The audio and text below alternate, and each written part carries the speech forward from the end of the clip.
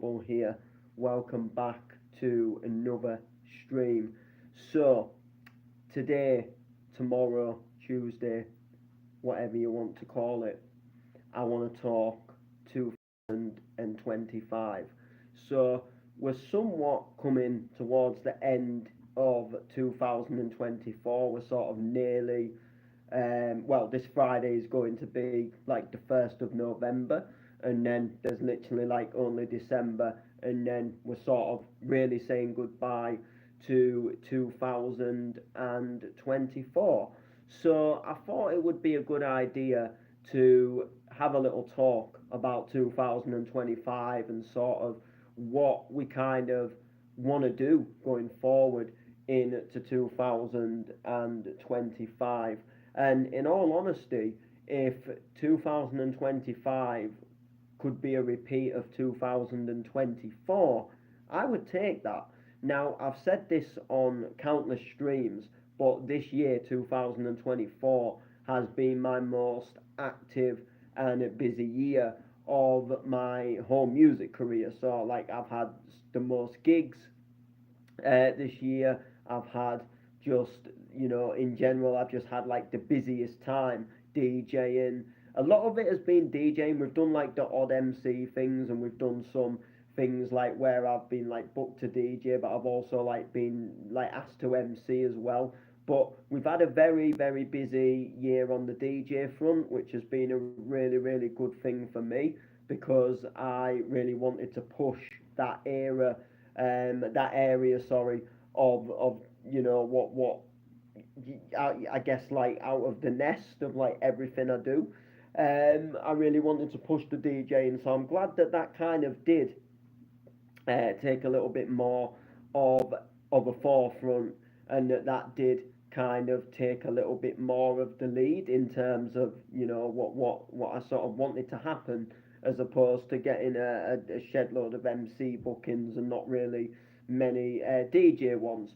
So, like I say, 2024 has been one of my busiest years to date. We've done over 30 bookings. There's still a couple more gigs left to go this year yet. We've still got a good at the moment 3 or 4 that have been announced and stuff like that, and who knows what's around the corner. So we've still got some things to go left this year, but it is important to start sort of thinking about the possibilities and some of the things that I would like to do in 2025. And I do feel with 2024 kind of being being sort of like this really busy year, that if we do kind of keep progressing and we keep pushing things and we keep moving forward, it's only going to progress even more. I'd love to play some like outdoor festivals and things like that next summer. That'd be like a really, really cool thing to do. I'd love to again hit up some towns that I've not been to before. This year we went to places like Scotland, which I'd never been to before. I'm going in a couple of weeks. I'm going to Bolton, which is I think I did go there once earlier in the year, but I'll have to double check if it was Bolton where I went. But if not, then we'll be hitting up like Bolton for the first time. And where else have we been to this year that I'm just trying to think of? I think this year I sort of made my debut to gig in Sheffield and stuff like that. Been to Sheffield a few times, but sort of I made it sort of late last year because we did a New Year's thing there, New Year's party. But anyway, cutting the whole sort of story short, basically we did we've hit up some new places. So what's my favourite place I've been to?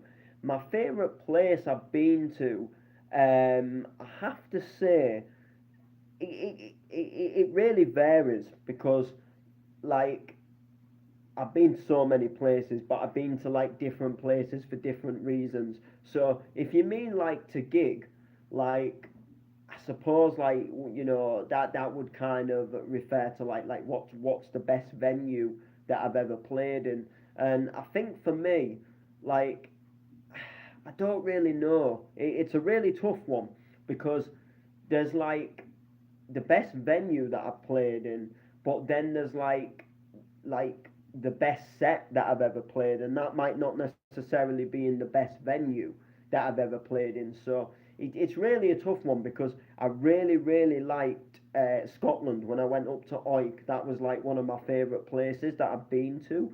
But the venue, like, it's a really, really nice venue, and there's a really good vibe to the venue. Don't get me wrong, but there is far better looking venues out there, like, if that makes sense, and this is why it's like such a like versatile question, because I've got so many like different reasons to to why I like these specific places. So what do I like to do at Scotland? Well, I go up there to DJ, essentially. So I've gone up there twice. An event called Crazy Chaos, and like all of us DJs, we stay in this big castle, and it's just a shed load of fun, and we have a lot of laughs, and we have a lot of vibes, and we just have a really really good time, and it's just always a laugh, and we go out for food, and and we do this and we do that. And it was just obviously one of them really like just where you go somewhere and you just have a really good time, and you just enjoy yourself, and it's something that you look back on. But like I say, going back to the moral of the question, I like different places for different reasons. So Scotland, I played some like really really good sets there. The Light nightclub in Scunthorpe, that is a really really nice looking venue. So I really really like that nightclub. Of course, the Doncaster Warehouse I think has to be one of my all time favourite venues. The one I would have said unfortunately shut down before I ever really got the chance to DJ in there, or go there. But my parents used to go all the time, and I was lucky enough as a kid that I actually got to go to kind of like the foyer reception, because this club was called Tall Trees. It was in the northeast, and it was like a massive, like, it was a big nightclub, but there was like a hotel and all that there, and it was a big place for like having like weddings and things like that, weddings, christenings, and a lot of people would come on like coach trips, and they'd stay at the hotel and stuff, and there was much more to it than just than just a nightclub. And then there was like they had like a big swimming pool, and stuff like that there as well, and there was a big like sauna and jacuzzi, and it was a massive place, and it was a club to me that it was almost like I knew the place. Like as a kid, it was almost like I knew it inside out, but I'd never been. But because my parents went so much, and I'd see all the pictures of them in there, and I'd see all and I'd hear about the stories of when they were in there, and I know one of the DJs quite well that was a big part of playing in there, and it just felt like it was a club that held a special place in my heart. And when I was a kid, it was always like, when you're older, when you're old enough to go out, you're going to go out, and you're going to be able to go to this club. And then unfortunately, I can't fully remember why. Like, I think there was a couple of. I'm going to Google it. Let's have a quick. So let's have a look. There we go. Right, let's see what happened to it, because I know it caught fire at one point, but let's have a see what happened to it, like officially, because I don't think I don't think it was the fire that finished it off. So the Tall Trees Hotel and Nightclub in Yarm, um, once popular venue known for its famous club nights, was a place to be in the 90s and early 90s.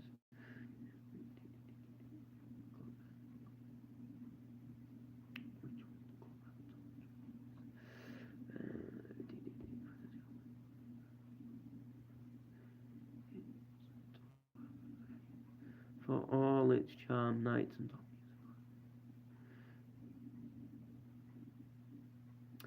so it closed down so it closed down in 2010, and then there was two large fires.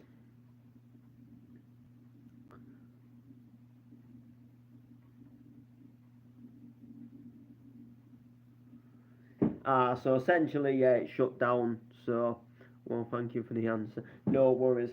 No, so the club actually shut down, and then there was apparently two large fires. I knew there was a fire. I didn't know there was two fires, and I wasn't sure because I thought it shut down, and then I seemed to think it like briefly reopened, and then it caught fire, and then they just kind of called it a day with it. But anyway, it was a massive club. I think it could easily fit. I think at one point my mum said she'd gone there one night, or it could have been even more than one night. But she'd been there one night anyway, and there was like 7,000 people in there or something like that, which was crazy. But it was a big club apparently, really, really, really big. But unfortunately, it closed down.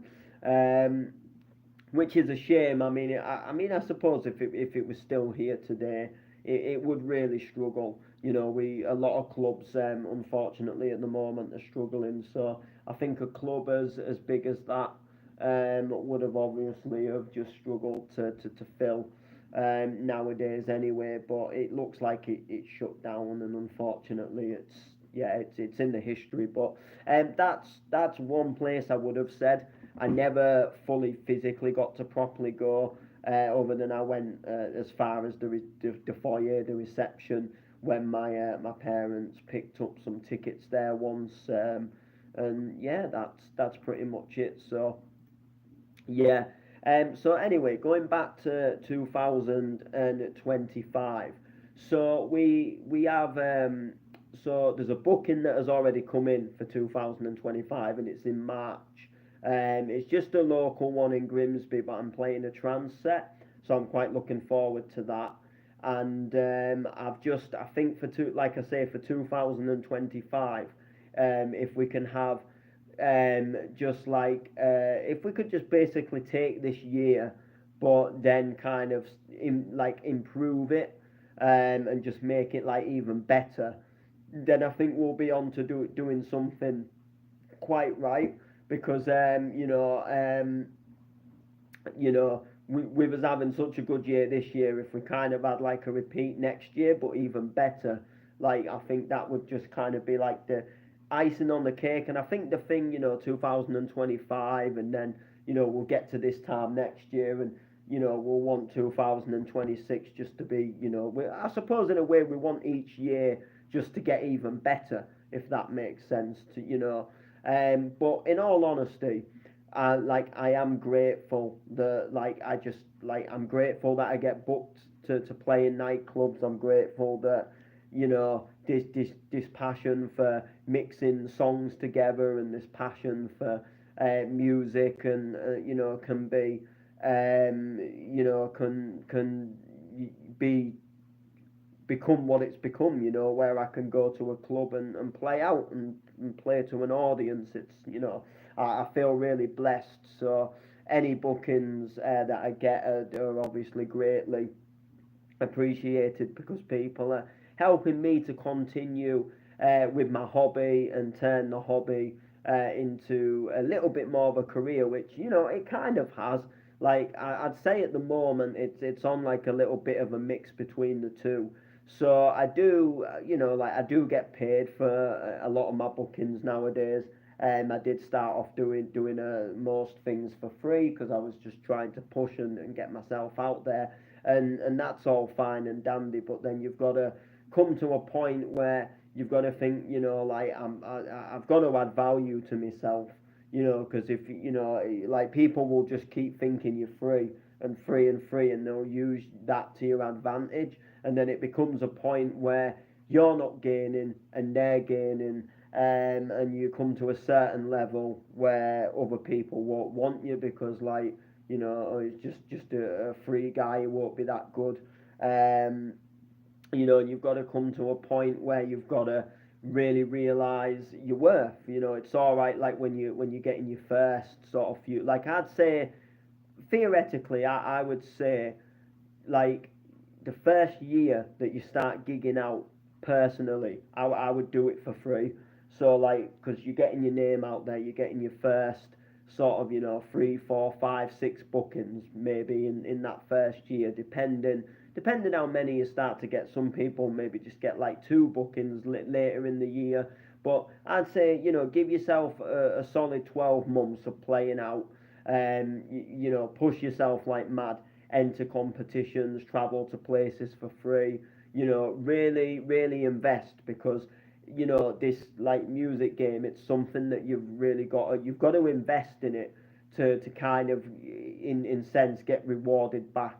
Like, you can't just sit there and expect to get somewhere. You're going to have to, unfortunately, spend fuel money and travel prices, and travel up to events and down to events, and go and support places. And unfortunately, to maybe play like at a said booking, you are going to spend more than what you would, more you're going to spend a fair amount just to play. But when you're first sort of getting yourself out there, that's when you need to kind of be like, you know like really pushing yourself for free. And then I think after that first year, when you've had a little bit of experience, when you played on a couple of lineups, and when you started to just get a little bit known in the scene, and you're getting a little bit of a following, then go to the next step, which is where I would say start asking for fuel money. So just start genuinely just saying to, especially if you're going like further afield, just say, look, cover the travel, blah blah blah. Cover where I'm staying, maybe depending where it is. And all will be good. And then do that for sort of like the next while. And then if you feel like you're at a level where you're playing out quite frequently, it's becoming a bit more of a regular thing, people are wanting you all the time, then you can sit there and think, right, I need to come up with an actual fee. And then that fee is going to include said amounts, or like, travel, hotel, is like the big one. And then just sort of like, how much ever you really want for actually DJing yourself. So what I sort of do at the moment is I take into account that I'm going to have to travel somewhere, I'm going to have to stay over somewhere, and then I just think, well, I want a little bit for playing as well. So I've got this kind of like set fee, and that is like, what I will, like, what I want promoters to pay me essentially. Now if they want me to DJ, because I feel like I've done quite a few said different things, few different events, played on some lineups with some pretty biggish names, and I've done it for, like I say, I've been sort of gigging out now since 2021. So so I kind of feel now I'm at that level where I can start asking for a small fee.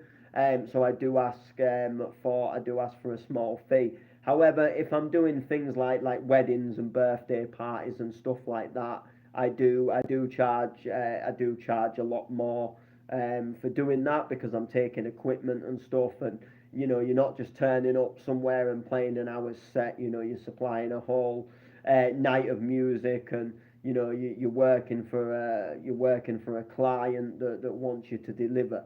Not just playing the 11 p.m. set, and then once you've done your set, having a good time and enjoying yourself. You're behind the decks all night, and you're playing a wide variety of different music, and you've got to have knowledge and stuff. So when I do things like weddings and parties, I obviously charge a bit more. And I think even still, I think I even maybe I'm a little bit cheap to what I really should be. But I do lack in a lot of equipment. Like, you can book DJs out there for weddings, and they'll bring like really good lighting rigs, and I don't have these massive lighting rigs. And I don't have like the ability for people to do karaoke, and the ability for someone just to request a song and I can search it up, and just play it like that.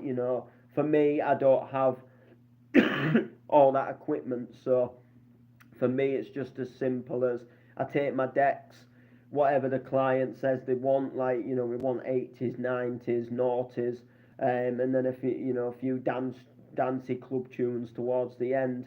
I will just bring folders full of that type of music, and unfortunately, if it doesn't have a specific song that somebody wants, like there isn't actually really anything I can do about that, unfortunately.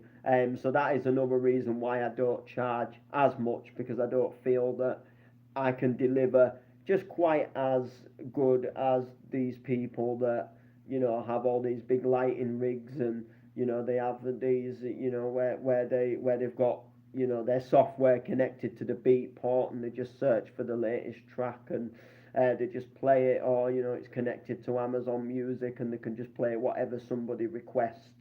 But yeah, so that's where it comes to. So I think really, you've got to add value to yourself in that kind of sense. So yeah, so we have a couple of bookings for next year, and hopefully, like I say, we get some more. The music production will obviously continue, and we will just keep pushing ourselves. I'm trying to think of like ways I can do things a little bit differently. Like I definitely want to start like maybe doing some, like I want to do like some for like I think I'm in the process of starting one, but I want to do like some form of weekly radio show on like whether it be an online. So I think I'm gonna go onto an online station, but then I'd like to hopefully progress and do something to get onto like a little bit of a bigger station and stuff like that, and kind of do some like other bits and bobs. I want to get into doing a few more bits of stuff like that, and then with the production wise, I want to get into some other genres of music that will just kind of, because I'll play a bit of everything. As a DJ, I'm pretty multi-genred. Play bounce a lot, but this year I've done a lot of clubland sets. I used to play a lot of hardcore. I've just had a hardcore mix just before doing this live. And I like my house tunes and stuff. But if you go and look, like check me out online, 9 times out of 10 you will see like donk donk donk donk, and a lot of people, especially newer people, will just think like, oh, Noble is a bounce DJ, you know. And I love my bounce, and I always will. And I hope to continue to be somewhat a part of the bounce scene, and to carry on playing gigs in the bounce scene. But I really do want to be able to progress and do some other things, and really adapt and change my style. And I really want to start making some other stuff, and I've already actually began writing something that is completely out of my comfort zone. But I think it's gonna do. I think it's got the. I think it's got all the chance in the world that it could do really well. And when I say really well, I do mean really well. And this is not to blow smoke up my own arse, and to big myself up, and anything like that. But I just, sometimes you write a tune and you get a feeling. Like sometimes I work on bounce tracks, and I think like when I send this to Excite, this I've got a feeling that this one will do well. I got a feeling about my riding solos, and feel this moment, and they did really well. And whereas other times I write tracks and I listen to them and I think they're all right, but they might, I don't think they'll do all that well. So this one, that is in a completely different style to what I normally do. Like I really feel that this could be something magical, and this could do quite well. Maybe even go into like really big on a commercial level. So we'll have to see. So basically, that is the score. So we're gonna delve into some different genres of music next year as well, like even more so. Probably maybe do like some follow-ups to this track. And I think this is going to be absolutely fantastic. So it's gonna be absolutely belting. And there's going to be a name change as well. So because when I do my bounce tracks, when I release a bounce track, it just goes as Noble. So I think when I release this track, I'm gonna go just as Ash Noble.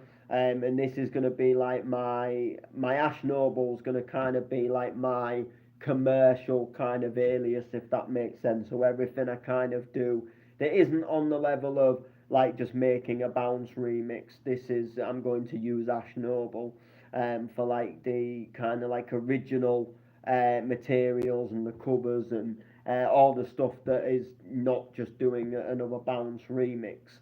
So I've got some pretty cool ideas for some things that I want to do. And this one that I've got open in front of me, which I can't play you any of it at the moment, is really good. But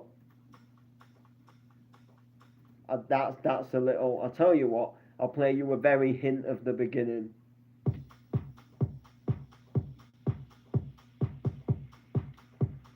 So you can tell it's a house tune, right?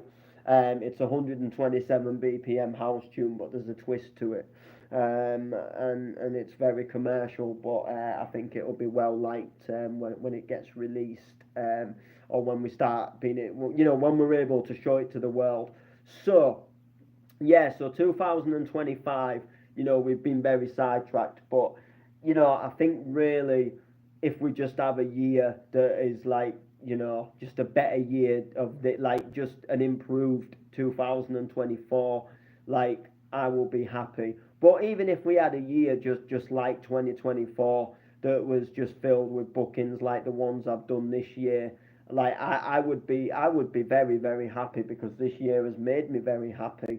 I think as well, it sounds really daft, but sometimes like when things like get in the way and like they can really like not like they can really unfocus your mindset. So like this time last year, for example, like the music has always kind of gone well for me, but I've had a lot of stuff outside of music that's not always gone so well for me. So for example, this time last year I was in a really really bad living situation. So I lived in my mum's house, and literally just about a year, well, just over a year ago, I got basically we got evicted essentially. We basically got evicted from the house, and we had to leave for various issues that I didn't obviously bring up on live streams and things. And that was all, alongside like the music going good. Like that side of life wasn't so good, and I was very like the music was doing well, so that was kind of my escape. That's what was making me happy. That was making me kind of less worry. But I was kind of putting the problems to a side instead of like facing them, thinking that everything will just be all right when in hindsight it wouldn't.